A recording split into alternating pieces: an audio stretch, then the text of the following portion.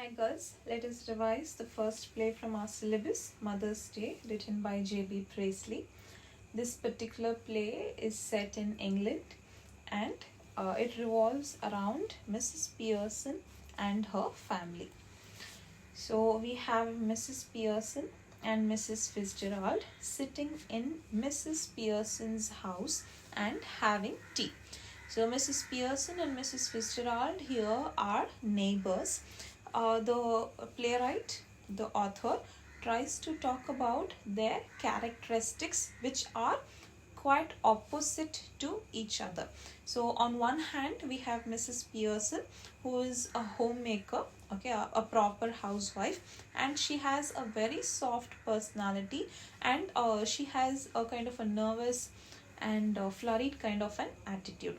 And on the other hand we have Mrs. Fitzgerald, who is a fortune teller and a magician, and she has a very bold and sinister personality. Again, we have Mrs. Pearson, who does not smoke or drink alcohol, and on the other side we have Mrs. Fitzgerald, who smokes and drinks. So here, as the play opens, we have these two women sitting and sipping tea, and Mrs. Fitzgerald is reading Mrs. Pearson's future. She is telling Mrs. Pearson that she has to take some action, some stand for herself, and her future entirely depends on her, whatever she chooses to do. So Mrs. Pearson here, the problem with her, or the problem that she is facing, is that her family consists of her husband and her son and her daughter. So her family is not treating her properly. They are going for work, they are coming home, they are using Mrs. Pearson for all the work that they need to do, and they are not respecting her or valuing her enough. So this is the problem that Mrs. Pearson is facing, and she is extremely hurt because of the behavior of her family. So here Mrs. Fitzgerald gives a solution.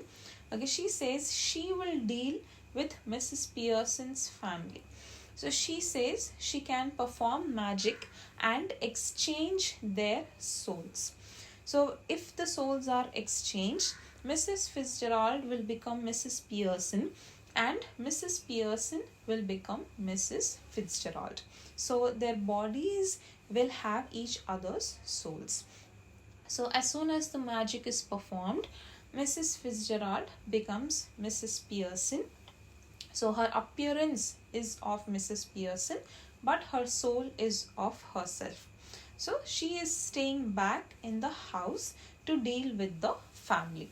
So here Mrs. Fitzgerald is asking Mrs. Pearson to go to her house, because she is in the body of Mrs. Fitzgerald, right? So she's asking her to go to her own house and stay there.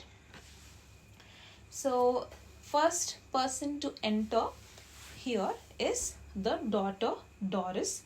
She is in her 20s and she is very pretty to look at, but she has a very rude attitude. So as soon as she comes, she is not greeting the mother or anything. She is directly asking the mother whether her yellow silk dress can be ironed. She is instructing, she is ordering the mother, saying that you have to iron my yellow silk dress.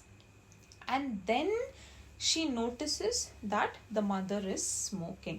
So here we know that the mother is actually Mrs. Fitzgerald. It's not Mrs. Pearson, but Doris does not know that. So she is totally shocked and she's asking her what is she doing and all these things. So here the mother and daughter, that is Mrs. Fitzgerald and Doris, have a kind of an argument, and Mrs. Fitzgerald, now because she is in Mrs. Pearson's body, right, as the mother, she is telling Doris very clearly that she will not do anything for her, and she had not even prepared tea. It's evening time, so they need to have their tea, but she had not prepared the tea also.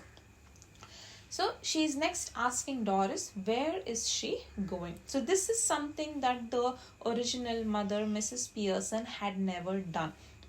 She would not question the family about anything that they are doing outside the house, because the people also do not respect her enough to tell her anything about their personal lives.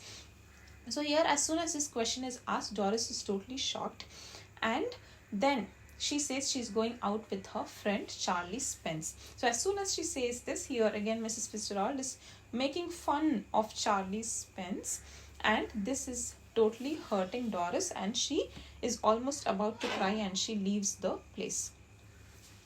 As soon as she leaves, we have the son Cyril, who is returning home, and he is also asking the mother for tea, and she says she's not made tea, and he's asking the mother whether she is fine, whether she is feeling okay. And as soon as she says yes, she is feeling okay, the son is saying he doesn't have enough time, so he needs to go back out, so he doesn't have time, and he's asking the mother to make the tea. And she says she's not going to do it, she has all the time, because she has finished all her work that she was supposed to do on that particular day. And Cyril does not know how to respond to this, and she is again trying to talk about associations that they have at the workplace and all those things, and you need not actually be writing this. So, and then Cyril, she's asking Cyril for alcohol. So this again shocks Cyril, and he also leaves the room. Next, we have Mrs. Pearson's husband, George, returning home, and he comes and he says that he would not want tea because he is going to the regular club that he goes to for a snooker match. Now, because in the class we did not know, you did not know what a snooker match is, I told you it's billiards. So here we have a picture of the snooker table. So he usually has this habit of going to the club and playing there. And he says he would also have his supper there in the club. So here Mrs. Fitzgerald is telling him it's a good thing because she did not make any tea at all. And George is getting angry and asking what if he had wanted tea. So this is something that Mrs. Fitzgerald uses to mock against him. And she says that people in the club call him by the nickname Pompey Ompy Pearson because he is so pompous and he is very much self-centered. So this is something that George did not know. He thought that people in the club actually respect him, and this upsets him, and he also leaves.